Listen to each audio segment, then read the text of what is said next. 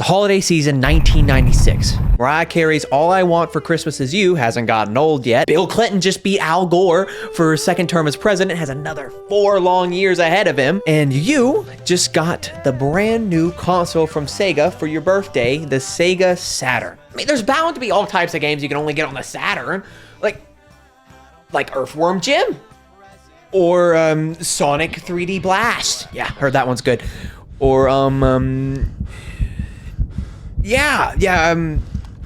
Tetris Plus. Yeah, Tetris Plus. So you head on down to your local Kmart with your mom with your $20 you got from your birthday in hand, ready to buy the cheapest, shittiest Sega Saturn game you can find in the clearance bin. When all of a sudden you feel a tug from the back of your collar. It's your mom, forcing you to go with her to the magazine aisle to get this month's copy of First. You reluctantly agree, because alas, you are a small child and cannot reach the pedals of your mom's Plymouth Voyager just yet. Heck, you might need all the extra money you can squeeze out of her by playing the whole "I've been good the entire time" card and giving a long speech and possibly crying if you really want a game out of your budget. Like that game that I saw on TV that looked really good. What was it called? Deaf Crimson. I bet that one's gotta be really good. Browsing through the fields of boring adult magazines, you find one that slightly catches your eye. It's a January 1997 edition of Next Generation, a gaming magazine. A gaming magazine. But this one specifically was in some weird like cereal box prize plastic thing, right? And then you see it.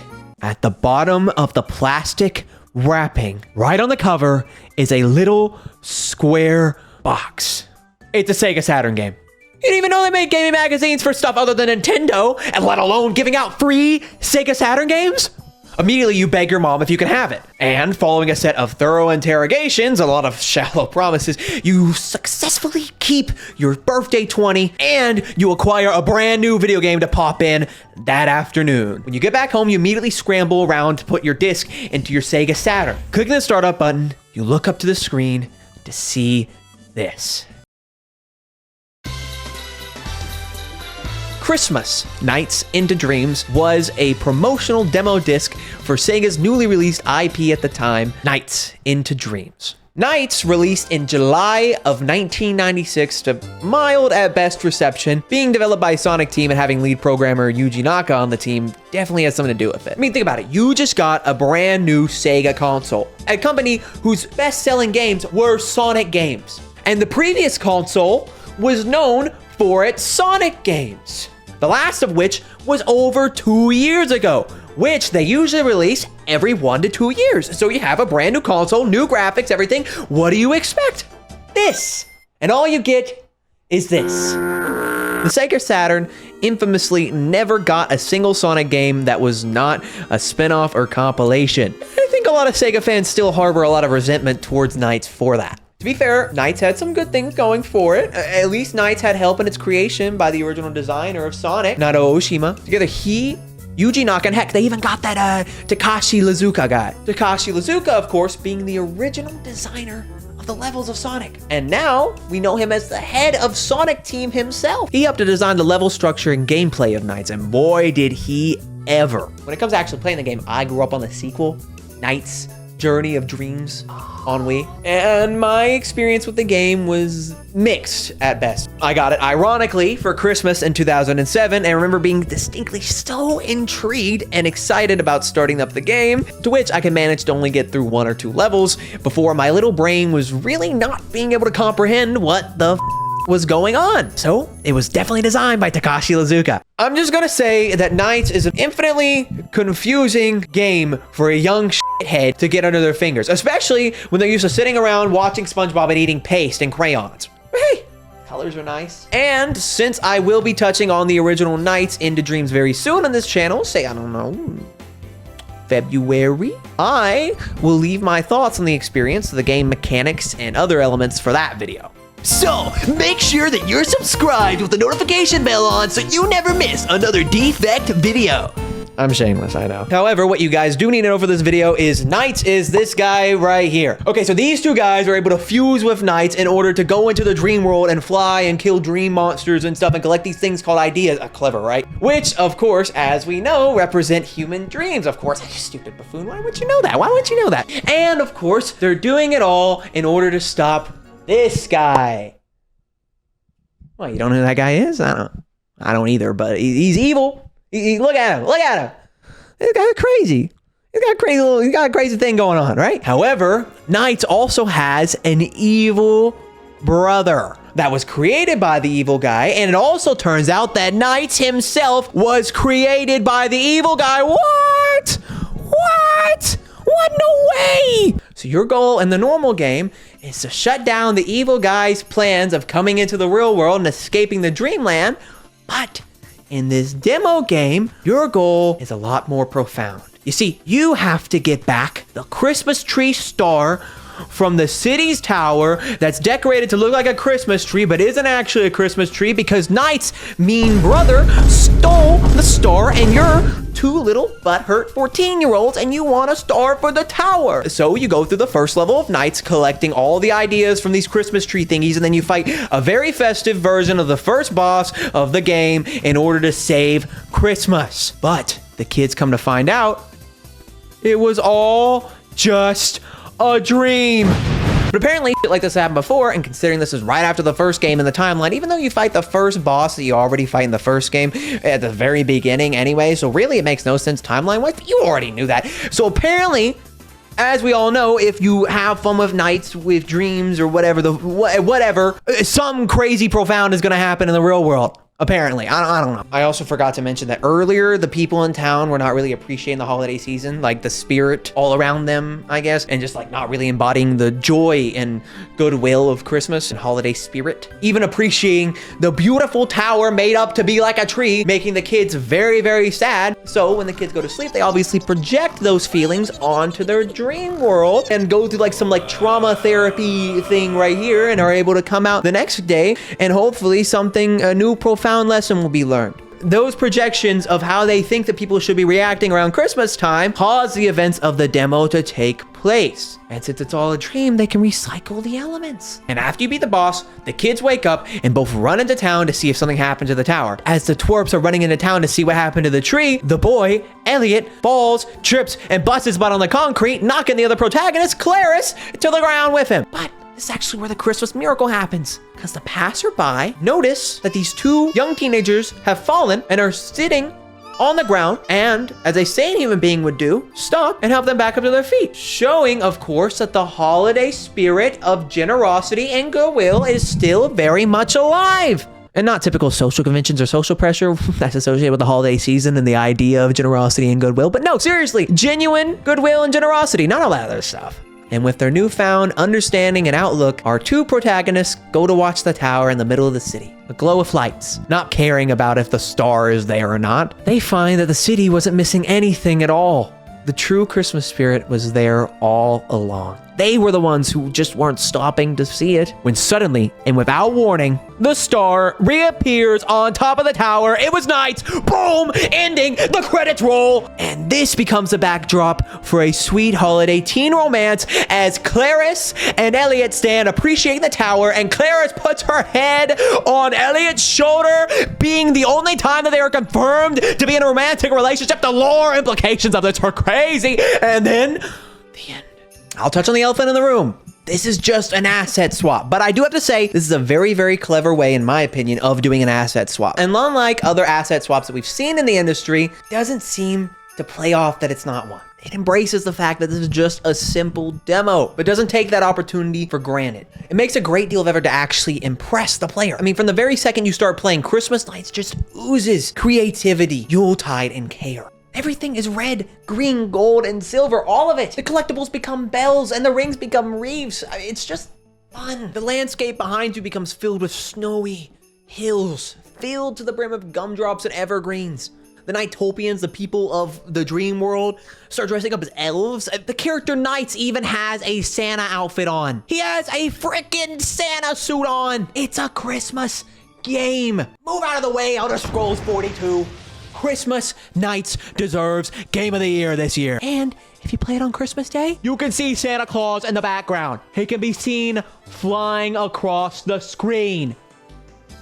You can't tell me this isn't peak game design. There's a whole slew of other effects and things that can be happening on screen depending on the time, because they're really trying to sell you on the Sega Saturn's internal clock, which was cool, but really this is the only game that I've seen that's really utilized it to the best of my knowledge. So much time and attention was put into the simple, not for sale demo disc. I mean, the team reportedly spent 3 months in the hot July heat of the Sega team offices listening to Christmas songs like Jingle Bells on repeat the whole time they were working on Christmas Nights. That's dedication. I wonder how, but somehow variation of Jingle Bells actually made its way into the final product. What a coincidence.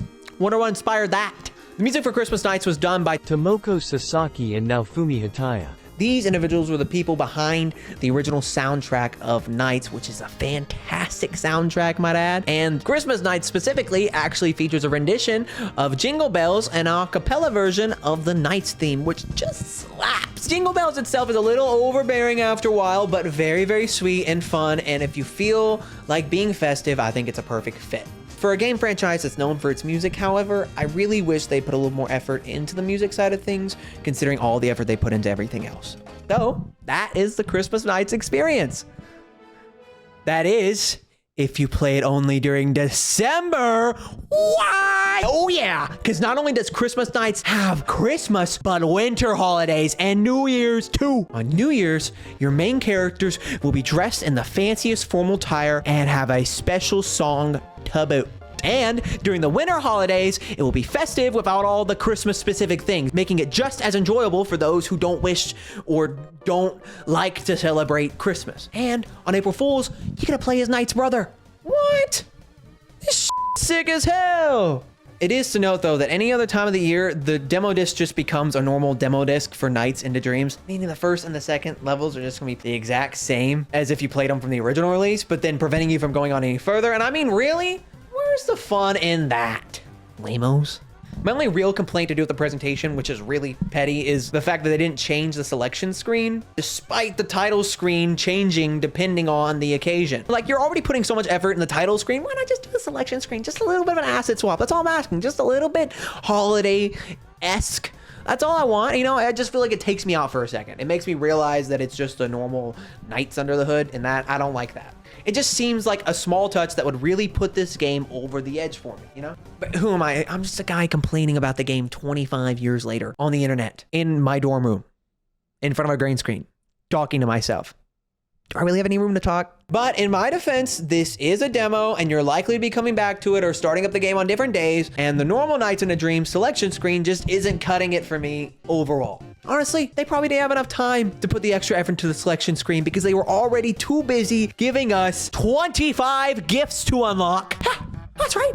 Christmas Nights has 25 unlockables for the player, free of charge, and are unlocked via this kooky little card game. To unlock those in this gambling gacha, you have to play the demo again, and again, and again, and again, effectively creating a satisfying and addictive game loop in a demo disc. Ring, ring. Hello? Oh, is this the future? And this being Christmas, on top of literally being one of the most well-constructed demos ever? Like, if you haven't gotten the idea about my posting schedule as of late, I am a sucker for Christmas. And that, on top of literally being one of the most well-constructed demos ever, aside from maybe like those cool Pokemon 3DS ones, makes this a must-play for anyone looking for a little bit of festive fun. You can unlock a whole slew of things that I will not go into. I'll leave that as a little surprise for you whenever you guys play this game, because hopefully you guys have been inspired to find your old Sega Saturn in the attic and find a very legal copy of this to put into your 3090 Sega Saturn and play, because it is amazing. And these gifts are things you can only get on the Sega Saturn version. It's been re-released in a ton of the HD collections of Nights into Dreams, but you can only find it on the Sega Saturn version. And if you thought karaoke is where the festive fun ends, it doesn't end. Doesn't end there. This game holds one more secret that we have yet to talk about. The final secret. If you unlock all the previous gifts, you are left with your last and final gift, a new game mode. And what is this new game mode, you might ask? It features Sonic the freaking Hedgehog. Yeah, you thought he wasn't gonna be appearing again. He's back, baby. Yeah, he's important. It's all tied together. This is perfectly constructed. That's right, the mad lads at Sonic Team put the blue blur into this silly little flying game about dreams. In the game mode Sonic and the Dreams, you get to play as Sonic as you navigate him through the Dreams demo levels on foot, of course, collecting the various bells and jumping through the reefs before eventually confronting Dr. Robotnik. Yeah, they put him into the game too, but he's an evil Santa variant. This feels like the Marvel Cinematic Universe, baby. He's also effectively very rotund for some reason. I know he's already pretty rotundly shaped, but he is such a circular shape that it effectively makes him to where you can toss him like a bouncy ball and break walls in order to beat his boss fight, which is already a normal Knights mechanic that's just re-shelled, but it's very cool. This is actually the first time Sonic was in 3D. Ever.